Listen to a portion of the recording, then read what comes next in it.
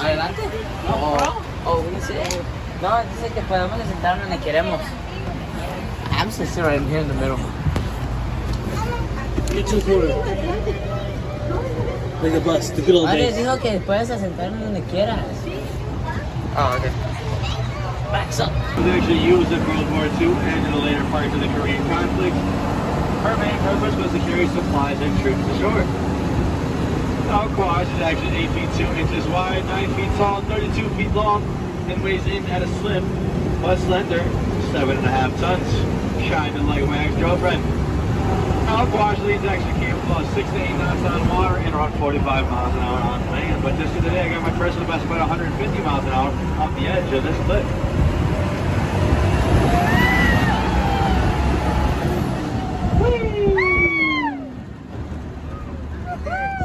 Everyone okay back there? Yeah. Hope I didn't lose anybody. Got a little bit of rowdy. I'll do a little bit of a head count though. 1, 2, 3. You know, I don't really care. Now, if you guys are gonna fall off at any point on today's tour, please grab that person next to you and take them with. I have to ask you guys to please reach under your seats and grab those red safety belts for me. They're like, it's if you look under the seat, they're kind of in the back towards the middle there.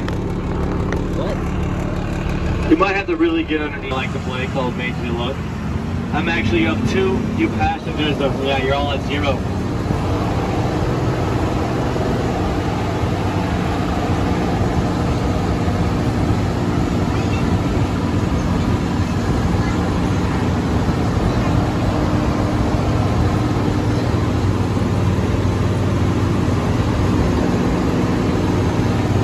Alright guys, we're now entering Ferndale. Oh, Ferndale is actually home to many different types of ferns. Oh, there's actually a deer over there. Haha, 3-0.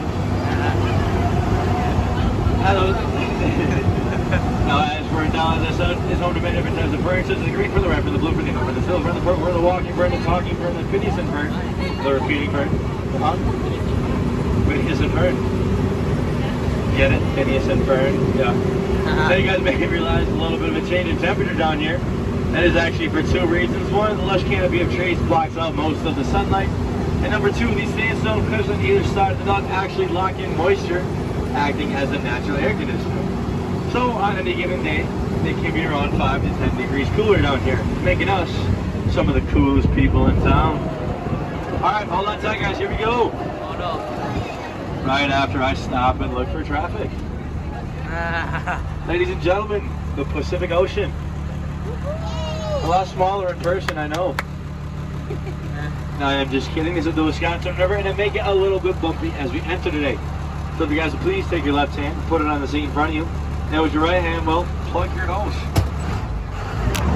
See them slowly sinking to the bottom. I hope we don't need those later. Alright, so whatever happens, happens. Now actually, the Wisconsin River does start its journey in northwestern Wisconsin. Flows diagonally throughout the state, covering around 430 miles and actually flowing through around 27 hydroelectric dams. One of those dams is actually just downriver behind us. You may have passed it on your way to the Ducks today.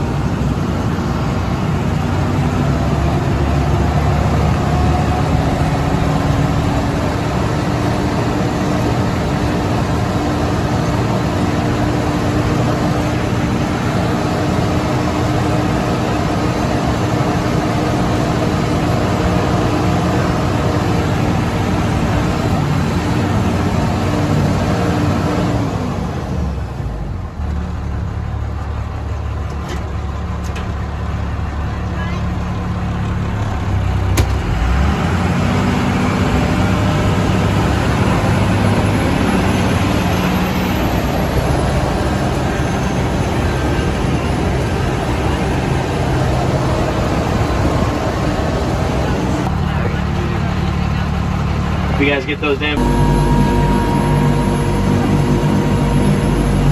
Yep, that's about it.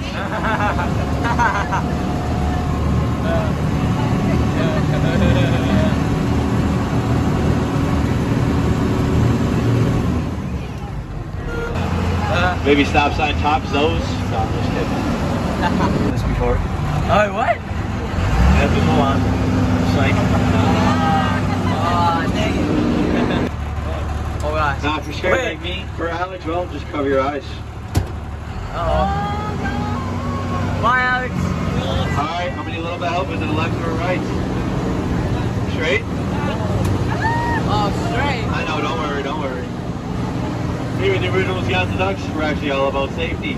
That is why earlier this morning I installed that steel mesh barricade you see on the right side of the duck there. I don't know if you guys may be thinking, Barrett, that is just chicken wire. And I would say, yeah, you're correct, but how you get the hardware store sure mean if they can stop a chicken, they'll most certainly stop a duck.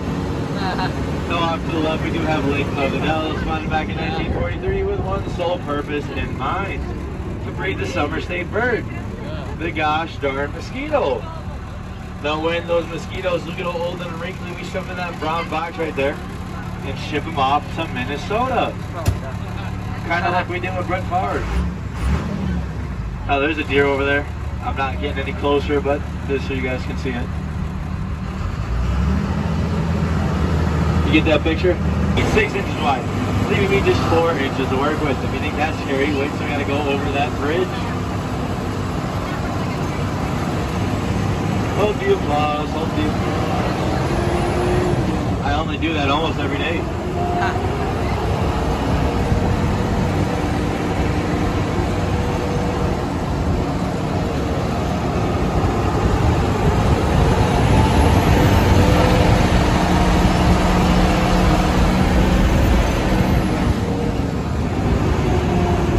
If you guys actually go off to the right side of the duck, get that tree stump right there.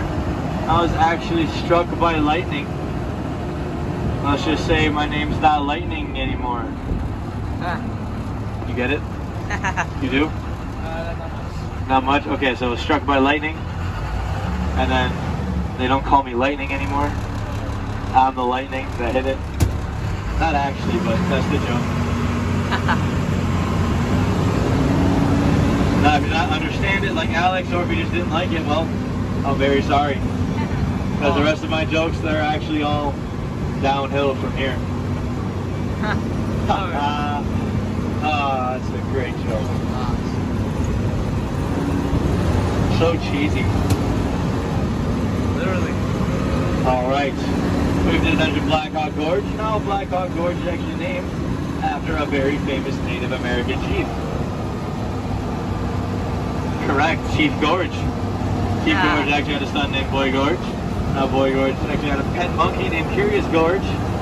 Now Chief Gorge also had a daughter, but I can't seem to remember her name.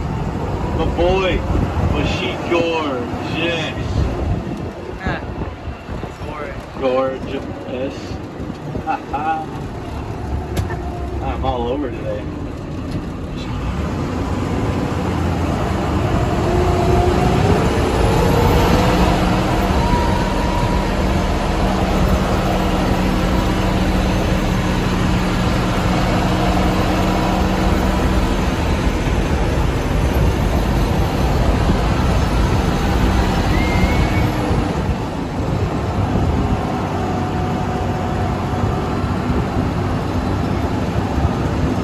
A couple weeks ago, I was driving my duck when I heard a noise coming from that ravine right there. So I parked and I went to go investigate. Lo and behold, it was actually a little baby bear crying. Now I asked this baby bear what was wrong, and he goes, Barrett, all these big bears keep beating on me. So I gave a little baby bear the best advice I could think of. I told him to head on down to Chicago, Illinois, because the bears down there, yep, they don't beat anybody. Now if you guys look at that tree right there, it's actually called the government tree. It's known for all its crooked branches. Wow. Alright. And this area was actually shot through by a forest fire, so being the environmentalist I'm just telling Rob was, sure placed all those trees with these ones in the most natural way possible, of course. Perfectly straight rows. Now these trees are actually called dogwood trees, known for their particularly rough bark.